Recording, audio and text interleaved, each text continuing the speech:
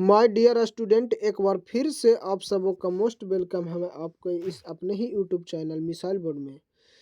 तो हम लोग पढ़ रहे हैं बिहार बोर्ड क्लास 10th का फिजिक्स चैप्टर 1 प्रकाश का प्रवर्तन। आज हम लोग पार्ट 3 पढ़ेंगे। पार्ट 2 तक हम लोगों ने पढ़ चुके हैं, तो आज हम लोग पार्ट 3 पढ़ेंगे।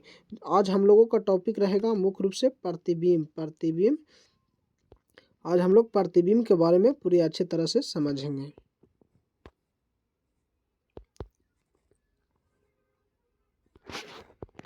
आज का मोटिवेशन है, कामयाबी हाथों के लकीरों में नहीं माथे के पसीनों में होती है। कामयाबी हाथों के लकीरों में नहीं माथे के पसीने में होती है। तेरे पसीने के हर एक बूंद को मोती सा तेरे पसीने के हर एक बूंद को मोती सा चमकाऊंगा। माँ तू सपने बड़े देखना, मैं पूरे करके दिखलाऊंगा। अगर सच में आप में पढ़ने का जुनून है तो अपने माँ से कह दो कि माँ तू सपने बड़े देखना, मैं पूरे करके दिखलाऊंगा। तो चलिए हम लोग सीधा चलते हैं अब प्रश्न की ओर। पहले हम लोग यहाँ तक पढ़ चुके थे कि प्रतिबिंब कितने प्रकार के होता है। तो हम बताए थे जैसा कि प्रतिबिंब 2 प्रकार के होता है, वास्तविक प्रतिबिंब रियल इमेज तथा काल्पनिक प्रतिबिंब वर्चुअल इमेज। हम लोग थोड़ा सा फ्लैशबैक में चलते हैं। पहले बताए थे कि प्रतिबिंब कहते किसे हैं। तो बताए थे कि जब प्रकाश किसी बिंदु स्रोत से आ रही प्रकाश की किरणें दर्पण से परावर्तन के बाद जिस बिंदु पर मिलती है या मिलती हुई प्रतीत होती है उसे हम लोग प्रतिबिंब कहते हैं। तो आज हम लोग मुख्य रूप से देखेंगे प्रतिबिंब का प्रकार। प्रतिबिंब का यहाँ पे 2 प्रकार दिया है, वास्तविक प्रतिबिंब तथा काल्पनिक प्रतिबिंब यानी आभासी प्रतिबिंब। तो वास्तविक प्रतिबिंब क्या है, बारी बारी से इन लोगों को हम लोग समझने का कोशिश करेंगे। पहला है वास्तविक प्रतिबिंब रियल इमेज क्या है, इसके बारे में हम लोग जानेंगे। तो इसका आंसर है किसी बिंदु से आ रही प्रकाश के किरणें दर्पण से परावर्तन के बाद जिस बिंदु पर यहाँ हो जाएगा जिस बिंदु पर वास्तव में मिलती है उससे वास्तविक प्रतिबिंब कहते हैं। सिंपल सी बात है, जब प्रकाश के किरण दर्पण से परावर्तन होता है, यहाँ मान लिया जाए किसी वस्तु को रख दिया गया, दर्पण से परावर्तन करके यहाँ फोकस से होकर गुजरता है तथा दूसरी प्रकाश की किरण जो कि फोकस से जाकर दर्पण से परावर्तन के बाद यह समांतर रेखा में हो जाता है, यहाँ पर जब वास्तव में मिलता है तो उसे हम लोग कहते हैं वास्तविक प्रतिबिंब। ये हो गया वास्तविक प्रतिबिंब। वास्तविक प्रतिबिंब, यहाँ वास्तविक प्रतिबिंब को हम लोग पर्दे पर प्राप्त किया जा सकता है, इसे पर्दा पर प्राप्त किया जा सकता है। नेक्स्ट, काल्पनिक प्रतिबिंब वर्चुअल इमेज के बारे में हम लोग पढ़ेंगे। किसी बिंदु से आ रही प्रकाश के किरणें दर्पण से परावर्तन के बाद जिस बिंदु पर मिलती हुई प्रतीत होती है उसे काल्पनिक प्रतिबिंब कहते हैं। सिंपल सी बात है, जब हम लोग उत्तल दर्पण से प्रतिबिंब बनाते हैं तो यहाँ हो जाता है फोकस तथा यहाँ हो जाएगा सेंटर। जब यहाँ से हम लोग वस्तु को गुजारते हैं तो ये दर्पण से परावर्तन के बाद ये इस रेखा में मुड़ जाता है तथा एक जो कि सीधा, तो इसको हम लोग काल्पनिक रूप से इसको हम लोग फोकस से मिलाते हैं। और एक है कि जो सीधा यहाँ से ऐसे जाता है और ये भी मुड़ जाता है तथा एक यहाँ पे काल्पनिक रूप से मिलाया जाता है। जब काल्पनिक यानी डॉट डॉट से मिलता है तब उसे हम लोग कहते हैं काल्पनिक प्रतिबिंब। काल्पनिक प्रतिबिंब को पर्दे पर प्राप्त नहीं किया जा सकता है। ये ऑब्जेक्टिव क्वेश्चन का मोस्ट भी आया है, काल्पनिक प्रतिबिंब को पर्दे पर प्राप्त नहीं किया जा सकता है। क्वेश्चन नंबर नेक्स्ट, वास्तविक प्रतिबिंब और काल्पनिक प्रतिबिंब में अंतर स्पष्ट करें।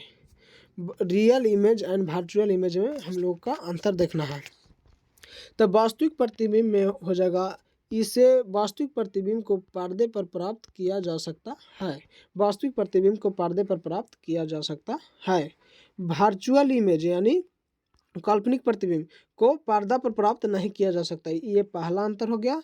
अब हम लोग दूसरा अंतर, इसमें उल्टा प्रतिबिंब बनता है। वास्तविक प्रतिबिंब में हमेशा उल्टा प्रतिबिंब बनता है। काल्पनिक प्रतिबिंब में सीधा प्रतिबिंब बनता है, इसमें हमेशा सीधा प्रतिबिंब बनता है। नेक्स्ट अंतर है, इसे दिखाने के लिए वास्तविक रेखाओं का प्रयोग किया जाता है। वास्तविक प्रतिबिंब को दिखाने के लिए वास्तविक रेखाओं का प्रयोग किया जाता है तथा काल्पनिक प्रतिबिंब को दिखाने के लिए हमेशा बिंदुओं, टूटी फूटी रेखाओं का प्रयोग किया जाता है। बिंदु या टूटी फूटी रेखाओं का प्रयोग किया जाता है। नेक्स्ट प्रश्न है, समतल दर्पण। समतल दर्पण द्वारा बने प्रतिबिंब का विशेषता लिखे। समतल दर्पण यानी प्लेन दर्पण यानी समतल दर्पण द्वारा बने प्रतिबिंब के हम लोगों का विशेषता लिखना है। समतल दर्पण में प्रतिबिंब, समतल दर्पण द्वारा बने प्रतिबिंब का विशेषता निम्नलिखित है। तो हम लोग पहला विशेषता से जानेंगे। प्रतिबिंब दर्पण के पीछे बनता है। समतल दर्पण में प्रतिबिंब हमेशा दर्पण के पीछे बनता है। दूसरा, प्रतिबिंब वस्तु के आकार का बराबर होता है। प्रतिबिंब वस्तु के आकार का हमेशा बराबर होता है। तीसरा, प्रतिबिंब वस्तु के अपेक्षा हमेशा सीधा होता है। प्रतिबिंब हमेशा सीधा होता है।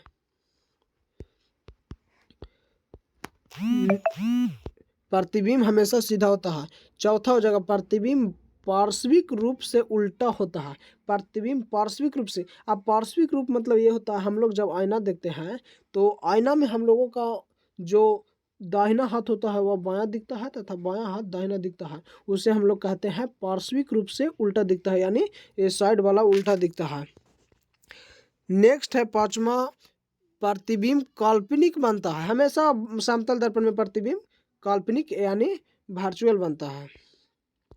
नेक्स्ट छठा, प्रतिबिंब दर्पण के उतना ही पीछे बनता है जितना वस्तु को दर्पण से आगे रखा जाता है।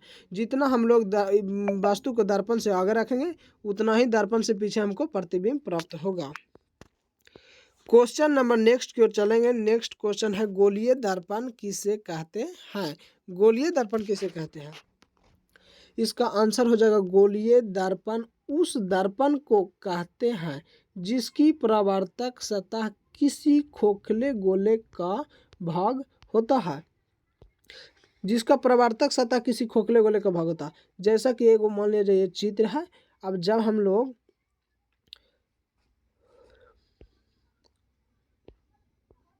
ये चित्र है, ये जब हम इधर का इसको कलाई कर देंगे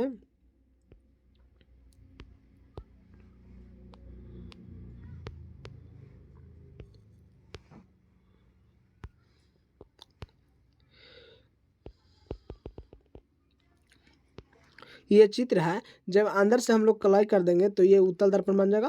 तो इसका परावर्तक सतह किसी खोखले गोले का भाग होता है, इसलिए इसे हम लोग गोलीय दर्पण कहते हैं। किसी खोखले गोले का भाग होता है। जब गोलीय दर्पण में जब गोलीय दर्पण का बाहरी सतह राजित किया जाता है, जब गोलीय दर्पण को बाहरी सतह को राजित यानी पेंट किया जाता है तब अवतल दर्पण बनता है। अवतल दर्पण बनता है। और जब गोलीय दर्पण के भीतरी सतह को राजित किया जाता है तो वह उत्तल दर्पण बनता है। जैसा कि यहाँ चित्र दिया है, जब गोलीय दर्पण के अंदर से हम लोग राजित कर देते हैं तो यह बन जाता है उत्तल दर्पण, और जब बाहर से राजित करते हैं तो यह बन जाता है अवतल दर्पण। क्वेश्चन नंबर नेक्स्ट, ध्रुव क्या है यानी पोल। ध्रुव क्या है? पोल। किसी गोलीय दर्पण के मध्य बिंदु को दर्पण का ध्रुव यानी पोल कहते हैं। गोलीय दर्पण का मध्य बिंदु, मान लीजिए ये गोलीय दर्पण का भाग है, इसको बाहर से हम लोग राजित कर देंगे तो ये बन जाएगा अवतल दर्पण। और इसका जो मध्य बिंदु हो जाएगा इसी को हम लोग पोल या ध्रुव कहते हैं। समझ में आ गया? तो अब हम लोग चलते हैं क्वेश्चन नेक्स्ट। वक्रता केंद्र, सेंटर ऑफ कर्वेचर क्या है? वक्रता केंद्र, इसका आंसर हो जाएगा, गोलीय दर्पण जिस गोले का भाग होता है उस गोले के केंद्र को वक्रता केंद्र कहते हैं।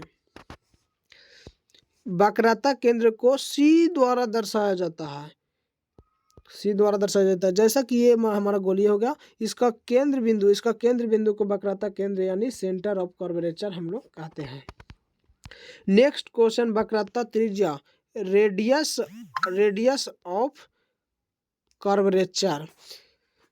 किसी गोलीय दर्पण के ध्रुव एवं वक्रता केंद्र की बीच की दूरी को वक्रता त्रिज्या कहते हैं। इसे पीसी द्वारा सूचित किया जाता है। किसी गोलीय दर्पण का ध्रुव एवं वक्रता केंद्र के बीच की दूरी को वक्रता त्रिज्या कहते हैं। आज हम लोग यहीं पर क्लास ख़त्म करेंगे। अगर वीडियो आपको अच्छा लगे तो वीडियो को लाइक करें और अपने दोस्तों में शेयर ज़रूर करें।